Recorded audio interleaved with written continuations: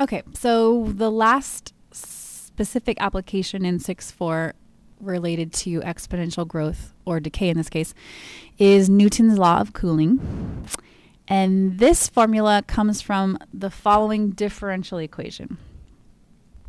So it begins as a differential equation problem.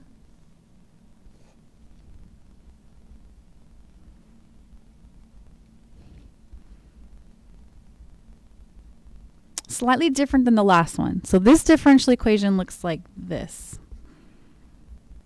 So we got big T and little t, and then we have a constant times big T minus another t.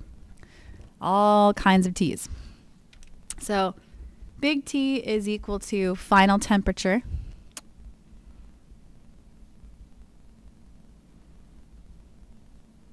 at time little t. So little t is time. Big Ts is surrounding temperature.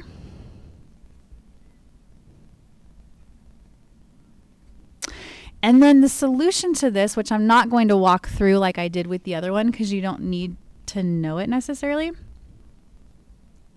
Or I think one of your homework problems asks you to walk through it, which we'll do in class. But the solution ends up looking like this.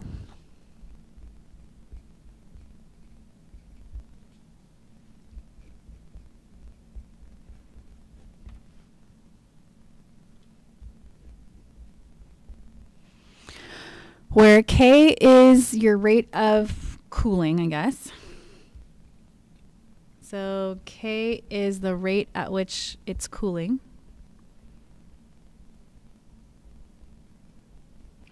And T initial is the initial temperature. So when I say the solution, I mean the solution for T, for big T. And then in this problem, we kind of keep the difference between the final temp and the surrounding temp is sort of like our, kind of like one thing. And then the difference between the initial temp and the surrounding temp is another sort of clump that we like to keep together. And so the solution to these differential equations are solving for y. So like big T is acting as our y. And little t is acting as our x. And I know you probably wish they just called everything y and everything x, but you know, unfortunately life isn't that simple. We like to use these different letters when we're talking about specific contexts, but they act in the same exact way as y would act or as x would act. And you could solve all the way for t if you just added the surrounding temperature all the way to the other side. You could do that too.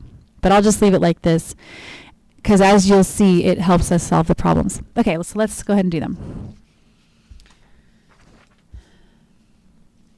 So in example 4, it's talking about an aluminum beam brought from outside cold into a machine shop where the temperature surrounding temp is 65. So that's our TS. But I don't know what the initial temperature was. I just know that it came into a room that was 65. After 10 minutes, the beam warmed to 35, and then after another 10 minutes, it warmed to 50. So we can use this one as like our fake T initial, which you'll see in a second. And then we can use this one as our like final T. And then it wants us to use Newton's law of cooling to estimate the actual initial temperature. But the reason why I need to use a fake initial and a T is so that I can solve for K. So that's going to be step 1 is to solve for K. I need to figure out what rate it's warming up at. So I'm going to go ahead and solve for K. So I'm going to use this formula.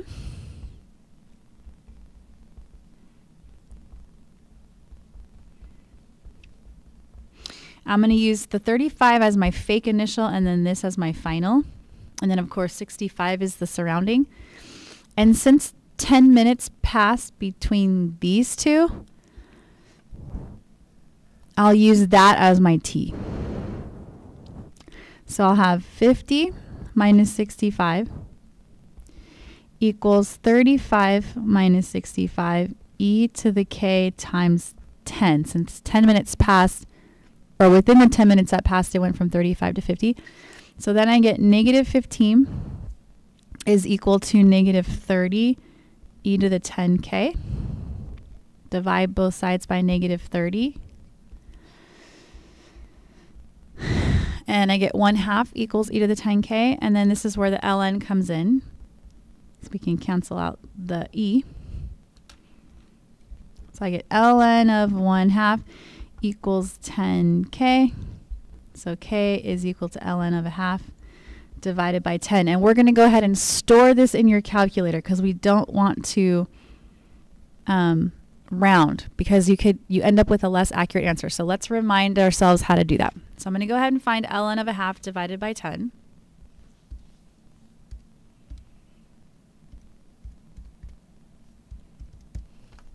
Because I don't want to round that decimal and I don't want to have to write it over and over because that would be horrible. So I'm going to hit the stow button right here. And let's just go ahead and call it k to be consistent. So now k in my calculator is that. All right, so now I have my k. Now I can actually go ahead and answer this dang question. So that's step one. So now I can find the real initial temperature. And I can use either this as the final temp or that as the final temp. It doesn't really matter. Maybe I'll go ahead and use that as the final temperature, but then you have to be aware, if that's final, then 20 minutes has passed between the actual initial and this. Okay? So that's step 2, is to find the actual T initial. Okay, so I'm going to let 50 be the final. And remember, I don't know what the initial was, but I am going to let, so keep in mind this is what we're going to plug in here. I am going to let my T be 20 in order for 50 to be the final. So I get negative 15 equals T initial minus 65 e to the 20k. Now remember, this is just a number because k is this right here.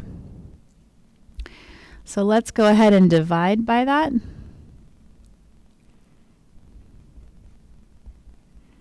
And then let's go ahead and add the 65.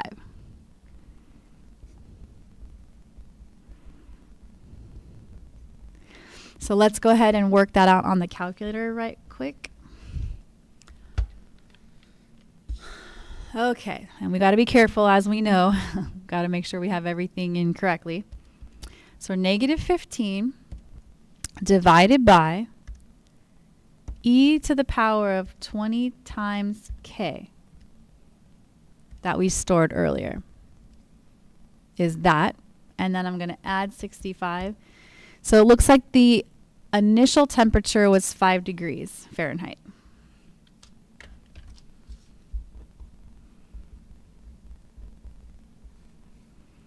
And we were able to get an extremely accurate answer because of the fact that we stored this and we didn't round.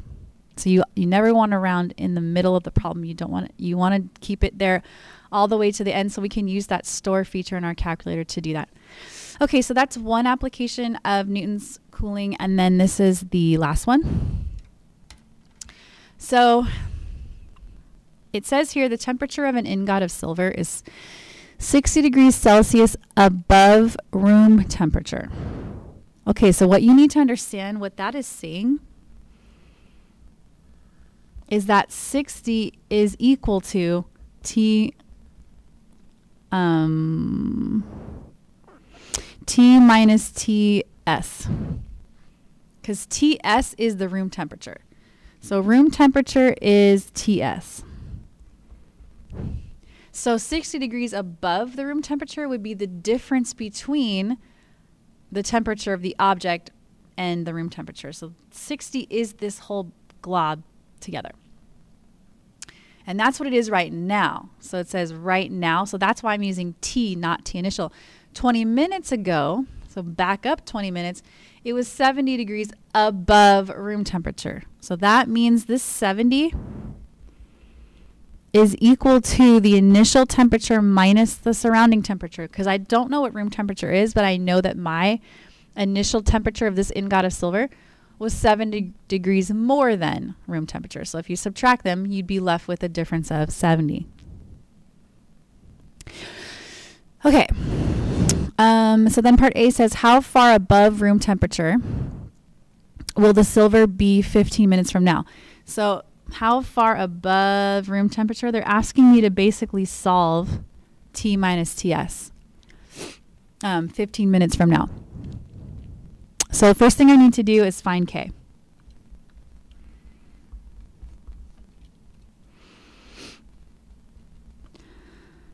So I think what I'll do is I'll use this as my initial and this as my fake final. I guess you could say it since it's right now. So I'll say 60 is equal to 70e to the k times 20.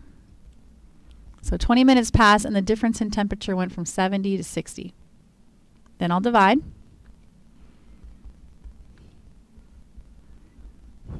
I'll use ln of both sides. And we get ln of 6/7 equals 20k. Divide both sides by 20. And again, we're going to store this in our calculator as k again. Or you can store it in as a different letter. It's up to you.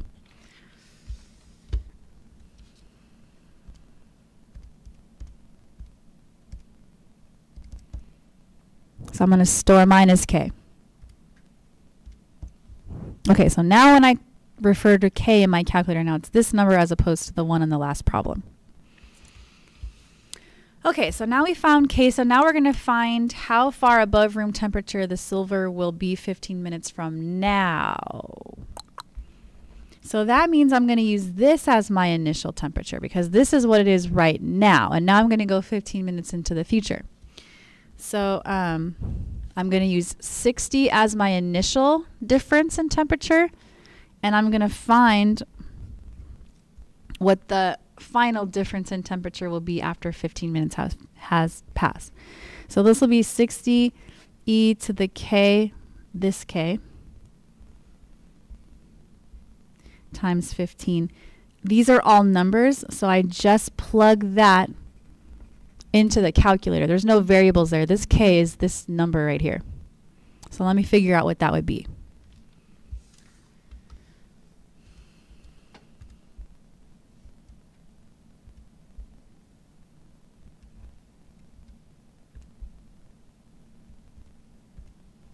So it's 60e to the k times 15. So it would be about 53.45 degrees above room temperature.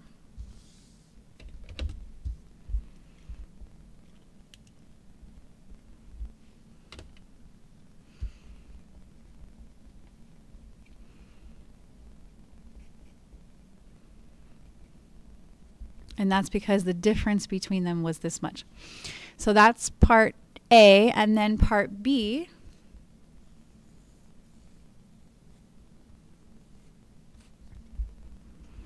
says when. So that's something different. We're going to be solving for T. When will the silver be 10 degrees above room temperature? So maybe we'll start from now, I guess. We'll go ahead and start from now where the temperature is 60 degrees above. So I'll use the same initial that I used in the last one. And then my final would be 10. So my T minus TS is going to be 10. And my T initial minus TS is going to be 60 because we're talking about from now. Oops. And then I'll use the same K that I used before. So then I have 10 equals 60 e to the kt. Remember, this is not a variable or a yeah, it's not a variable, it's a constant. K is this number right here that we have stored.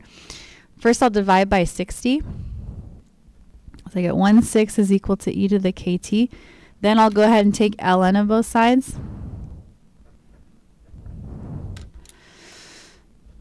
So I have ln of 1/6 is equal to kt.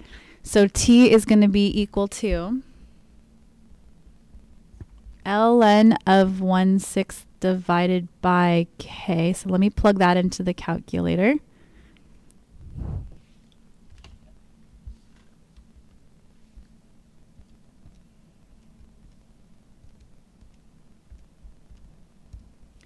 And oh, it's going to take about 232.47 minutes from now.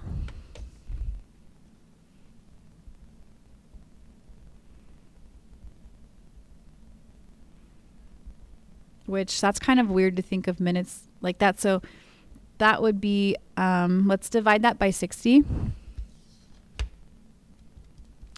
And so that's about 3.87 hours from now.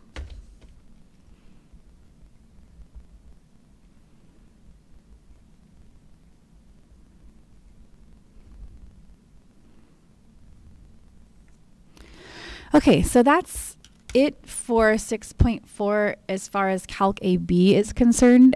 There's another portion which is called resistance proportional to velocity and then coasting distance, which we are not required to learn in Calc AB. But I will be posting a video on those notes and assigning an extra credit assignment to go with it. So if you're interested in extra credit, stay tuned. I'll let you know once it's up on YouTube and you can complete that for extra credit.